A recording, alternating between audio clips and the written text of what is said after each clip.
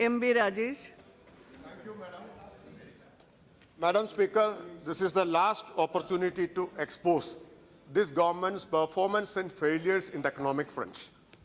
Madam, my friend and Honorable Minister KJ Alphonse, he delivered a political speech and he left. And he made so many claims. He claimed that the economic fundamentals of our country is very strong, and he has not seen such a government in the last four and a half decades. Madam, I would like to point out some facts which is contrary to his claim and this government's claim. When the government is claiming that the economic fundamentals are strong, what happened to our exports? In the tenure of this government, exports have come down to the extent of 15%. And the rupee slide is at the historic levels, historic high. And the NPAs have reached historically high levels under this government. Current account deficit has widened, and index of industrial production has come down, and the biggest failure of this government is on the employment front. Madam Speaker, the NSSO data, that data which the government doesn't want to be published, that data shows that unemployment level, the rate of unemployment has reached the highest level in the 4.5 decades. One of the television ads of this government says that things which have not happened in decades are happening now. It is true, madam. Things which have not happened are happening now. The rate of unemployment, which has never reached such high level, is reaching the highest level in 4.5 decades. Madam Speaker, and my honorable friend Mr. KJ Alphonse was talking about rankings, some tourism ranking, etc. he was talking about. Madam, I would like to remind him some other rankings. The UNDP's Human Development Index ranked India 134th out of 167 countries.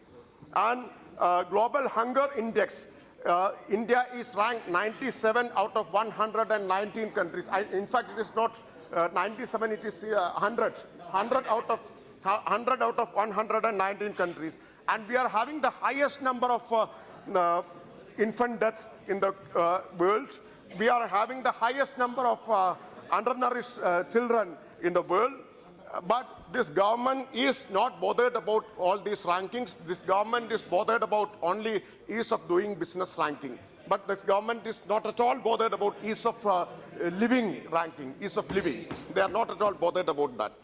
Madam Speaker, now many claims and so many promises were made by the Honorable Finance Minister, the acting Finance Minister, in his budget speech. One of such promise is income support to farmers.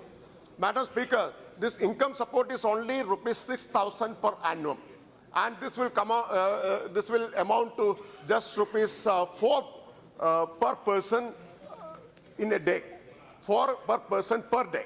So that is the reality of this much orchestrated income support. I would like to inform this House that the biggest income support scheme is being run in the state of Kerala by the Left Democratic Front government led by Comrade Pinarayi Vijayan.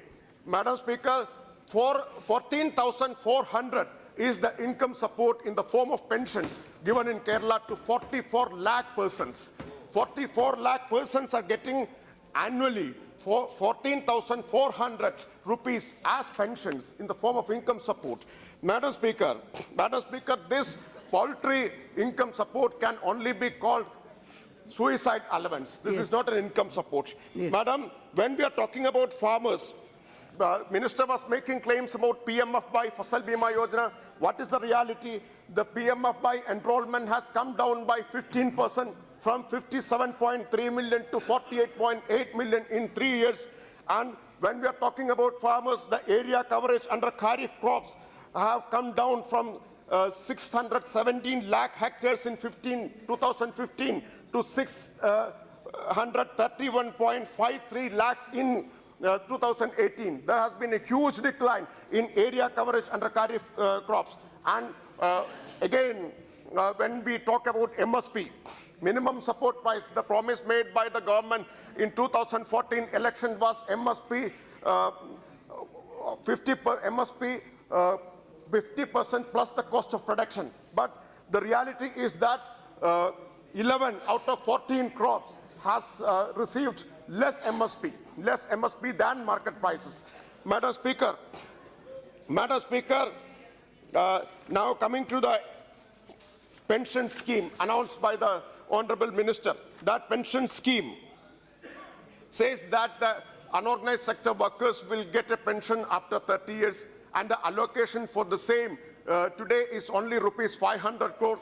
Only rupees 500 crore. It is like demonetization. The government is taking away money from unorganized workers. They have to pay 100 rupees every month for 30 years, and the government will have to give benefit only after 30 years. And yesterday, Deccan Herald has reported, quoting a government notification, that only workers below the age of 40 years will be allowed to join. Only they can join in the pension scheme. So that means that a large number of workers are left out of the ambit of this scheme. So all these are nothing but an eyewash with the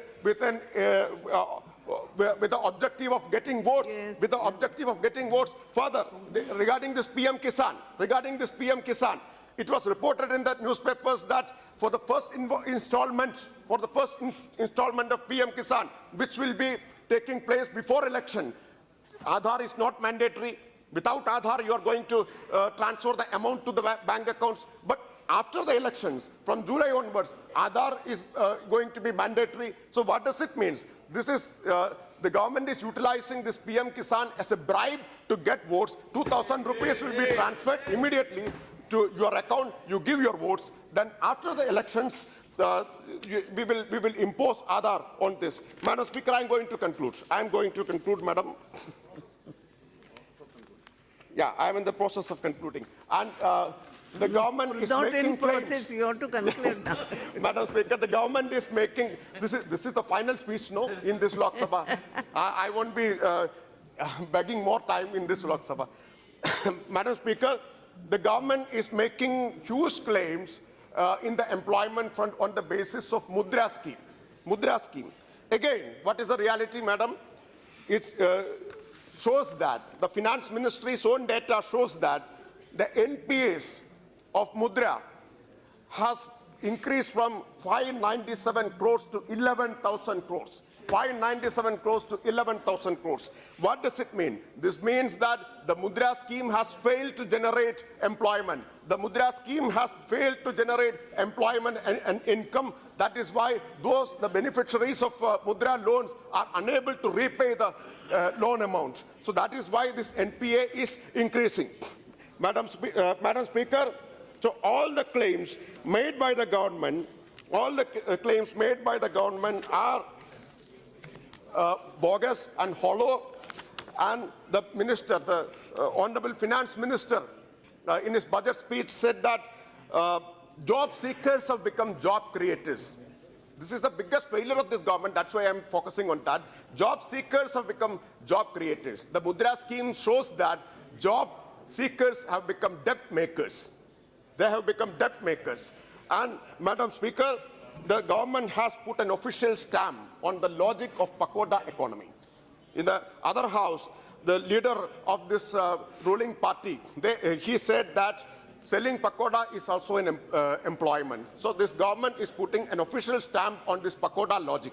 Finally, as Finance Minister stated, job seekers have become... You don't eat pakoda, I think. But, Madam Speaker, even that is becoming difficult. Selling pakoda, because the purchasing power of the people is coming down. There is no employment, no income. How can they purchase even pakodas? So that is the reality of our country. They have created two Indias. The Oxfam Inequality Report has stated that the nine individuals, total wealth is equal to the wealth of 50% of our population. So two Indias have been created. One India of billionaires and the other India of poor and Aam Aadmi. Finally, as Honorable Minister said, job seekers have become job creators. I would like to amend that. You have failed to create enough jobs, and those who fail to create jobs will become jobless in the next elections. With these words, I conclude. Thank you very much. Om Birla